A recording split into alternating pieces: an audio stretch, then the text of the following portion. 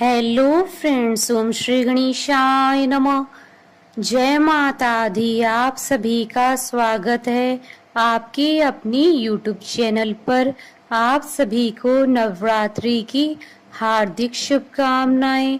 आज हम नवरात्रि के छठे दिन पर दुर्गा सप्तशती पाठ के 9वें और 10वें अध्याय को प्रस्तुत करेंगे।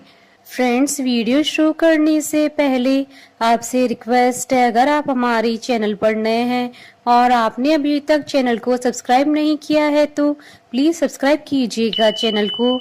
साथ ही प्रेस कीजिएगा बेल आइकन को, जिससे नए वीडियो से रिलेटेड नोटिफिकेशन आपको तुरंत प्राप्त हो सके। और वीडियो पसंद आने पर वीडियो को लाइक और शेयर जरूर कीजिएगा, ताकि सभी भक्तों को इस वीडियो का लाभ प्राप्त हो सके। और कमेंट बॉक्स में जय माता दी जरूर लिखिएगा। या देवी सर्वभूतेषु शक्ति रूपेण संस्थिता नमस्तस्यै नमस्तस्यै नमस्तस्यै नमो नमः। 9वां अध्याय प्रारंभ। निशुंभ का वध। राजा ने कहा, हे ऋषिराज, आपने रक्त बीज के वध से संबंध रखने वाला वृतांत मुझे सुनाया।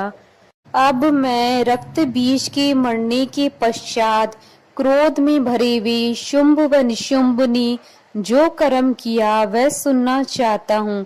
महर्षि मेधा ने कहा, रक्त बीज के मारे जाने पर शुंभ और निशुंभ को बड़ा क्रोध आया और अपनी बहुत बड़ी सेना का इस प्रकार सर्वनाश होते देखकर निशुंभ देवी पर आक्रमण करने के लिए दौड़ा। उसके साथ बहुत से बड़े बड़े असुर देवी को मारने के वास्ते दौड़े और महापराक्रमी शुंभ अपनी सेना सहित चंडिका को मारने के लिए बढ़ा। फिर शुंभ और निशुंभ का देवी से घोर युद्ध होने लगा और वह दोनों असुर इस प्रकार देवी पर बाण फेंकने लगी जैसे मेघों से वर्षा हो रही हो। उन दोनों के चलाए हुए बाणों को देवी ने अपने बाणों से काट डाला और अपनी शस्त्रों की वर्षा से उन दैत्यों को चोट पहुंचाई। निशुंभ ने तीक्ष्ण तलवार और चमकती हुई डाल लेकर देवी के सिंह पर आक्रमण किया। अपनी वाहन को चोट पहुंची देखकर देवी ने अपने शूरप्र नामक बाण से निशुंभ की तलवार व डाल दोनों को ही काट डाला। तलवार और डाल कट जाने पर निशुंभ ने देवी पर शक्ति से प्रहार किया। देवी ने अपने चक्र से उसके 2 टुकड़े कर दिए। फिर क्या था, दैत्य मारे क्रोध की जल भुन गया और उसने देवी को मारने के लिए उसकी ओर शूल फेंका, किंतु देवी ने अपने मुक्के से उसको चूर चूर कर डाला। फिर उसने देवी पर गदा से प्रहार किया। देवी ने त्रिशूल से गदा को भस्म कर डाला। इसके पश्चात वह फरसा हाथ में लेकर देवी की ओर लपका। देवी ने अपने तीखे बाणों से उसे धरती पर सुला दिया। अपने पराक्रमी भाई निशुंभ के इस प्रकार से मरने पर शुंभ क्रोध में भरकर देवी को मारने के लिए दौड़ा। वह रथ में बैठा हुआ उत्तम आयुधों से सुशोभित अपनी 8 बड़ी बड़ी भुजाओं से सारे आकाश को ढके हुए था। शुंभ को आते देखकर देवी ने अपना शंख बजाया और धनुष की टंकार का भी अत्यंत दुस्सह शब्द किया।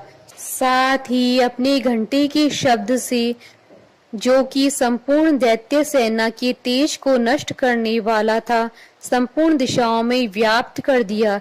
इसके पश्चात देवी के सिंह ने भी अपनी दहाड़ से, जिसे सुन बड़े बड़े बलवानों का मद चूर हो जाता था, आकाश, पृथ्वी और 10 दिशाओं को पूरित कर दिया। फिर आकाश में उछलकर काली ने अपने दांतों तथा हाथों को पृथ्वी पर पटका। उनके ऐसा करने से ऐसा शब्द हुआ जिससे कि उससे पहले के सारे शब्द शांत हो गए। इसके पश्चात शिवदूती ने असुरों के लिए भय उत्पन्न करने वाला अट्टहास किया, जिसे सुनकर दैत्य थर्रा उठे और शुंभ को बड़ा क्रोध हुआ।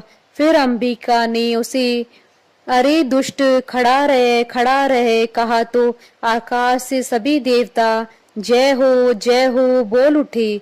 शुंभ ने वहां आकर ज्वालाओं से युक्त एक अत्यंत भयंकर शक्ति छोड़ी, जिसे आते देखकर देवी ने अपनी मोहलाका नामक शक्ति से काट डाला।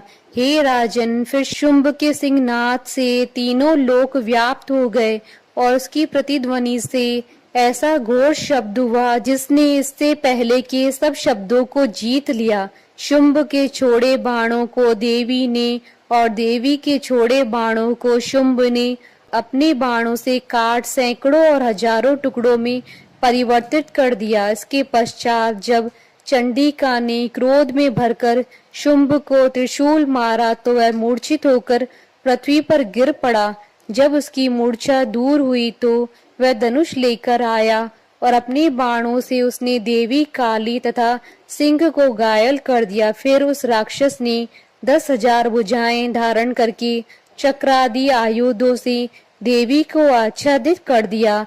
तब भगवती दुर्गा ने कुपित होकर अपने बाणों से उन चक्रों तथा बाणों को काट डाला। यह देखकर निशुंभ हाथ में गदा लेकर चंडिका को मारने के लिए दौड़ा। उसके आते ही देवी ने तीक्ष्ण धार वाले खड़ग से उसकी गदा को काट डाला। उसने फिर त्रिशूल हाथ में ले लिया।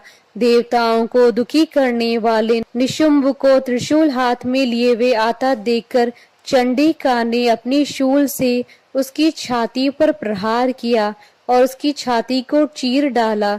शूल विदीर्ण हो जाने पर उसकी छाती में से एक उस जैसा ही महापराक्रमी दैत्य ठहर जा कहता हुआ निकला। उसको देखकर देवी ने बड़े जोर से ठाका लगाया। अभी वह निकलने भी न पाया था कि उसका सिर अपनी तलवार से काट डाला। सिर के कटने के साथ ही वह पृथ्वी पर गिर पड़ा। तदंतर सिंह दहाड़ दहाड़ कर असुरों का भक्षण करने लगा और काली शिवदूती भी राक्षसों का रक्त पीने लगी। कौमारी की शक्ति से कितने ही महादैत्य नष्ट हो गए। ब्रह्मा जी के कमंडल के जल से कितने ही असुर समाप्त हो गए। कई दैत्य माहेश्वरी के त्रिशूल से विदीर्ण होकर पृथ्वी पर गिर पड़े और वराही के प्रहारों से छिन्न भिन्न होकर धराशायी हो गए। वैष्णवी ने भी अपने चक्र से बड़े बड़े महापराक्रमियों का कचुम्बर निकाल कर उन्हें यमलोक भेज दिया और ऐन्द्री से कितने ही महाबली राक्षस टुकड़े टुकड़े हो गए। कई दैत्य मारे गए, कई भाग गए। कितने ही काली शिवदूती और सिंह ने भक्षण कर लिए। श्री दुर्गा सप्तशती पाठ का 9वां अध्याय संपूर्ण हुआ। 10वां अध्याय प्रारंभ। शुंभ का वध। महर्षि मेधा ने कहा, हे राजन, अपने प्यारे भाई को मरा हुआ तथा सेना को नष्ट हुई देखकर क्रोध में भरकर दैत्यराज शुंभ कहने लगा, दुष्ट दुर्गे, तू अहंकार से गर्व मत कर, क्योंकि तू दूसरों के बल पर लड़ रही है। देवी ने कहा, हे दुष्ट, देख मैं तो अकेली हूँ। इस संसार में मेरे सिवा दूसरा कौन है? यह सब मेरी शक्तियां हैं। देख, यह सबकी सब मुझ में ही प्रविष्ट हो रही हैं। इसके पश्चात ब्राह्मणी आदि सब देवियां उस देवी के शरीर में लीन हो गई और देवी अकेली रह गईं। तब देवी ने कहा, मैं अपनी ऐश्वर्य शक्ति से अनेकों रूपों में यहाँ उपस्थित हुई थी। उन सब रूपों को मैंने समेट लिया। अब अकेली ही यहाँ खड़ी हूँ, तुम भी यहीं ठहरो। महर्षि मेधा ने कहा। तब देवताओं तथा राक्षसों के देखते देखते देवी तथा शुंभ में भयंकर युद्ध होने लगा। अंबिका देवी ने सैकड़ों अस्त्र शस्त्र छोड़े। दैत्यराज ने भी भयंकर अस्त्रों का प्रहार आरंभ कर दिया। देवी के छोड़े वे सैकड़ों अस्त्रों को दैत्यों ने अपने अस्त्रों से काट डाला। इसी प्रकार शुंभ ने जो अस्त्र छोड़े उनको देवी ने अपनी भयंकर हुंकार के द्वारा ही काट डाला। दैत्य ने जब सैकड़ों बाण छोड़कर देवी को ढक दिया तो क्रोध में भरकर देवी ने अपने बाणों से उसका धनुष नष्ट कर दिया। धनुष कट जाने पर दैत्येंद्र ने शक्ति चलाई, लेकिन देवी ने उसे भी काट कर फेंक दिया।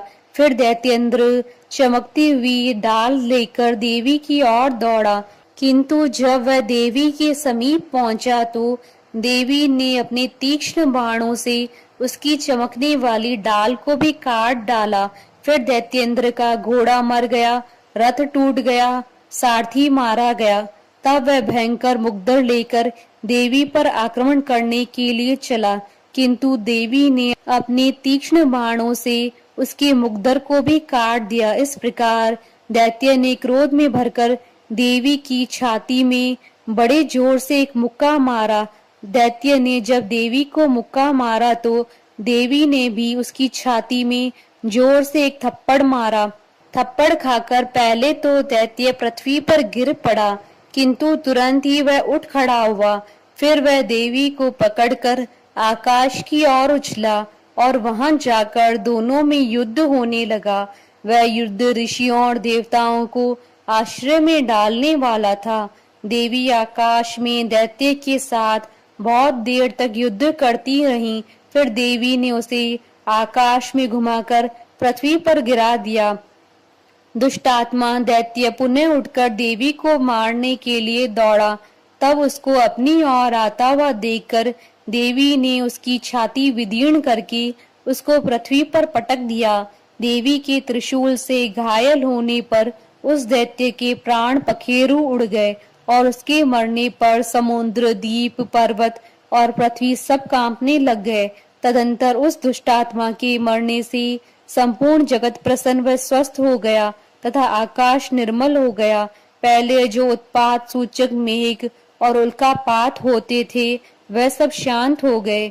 उसके मर जाने पर नदियां अपने ठीक मार्ग से बहने लगी। संपूर्ण देवताओं का हृदय हर्ष से भर गया और गंधर्वियां सुंदर गान गाने लगी।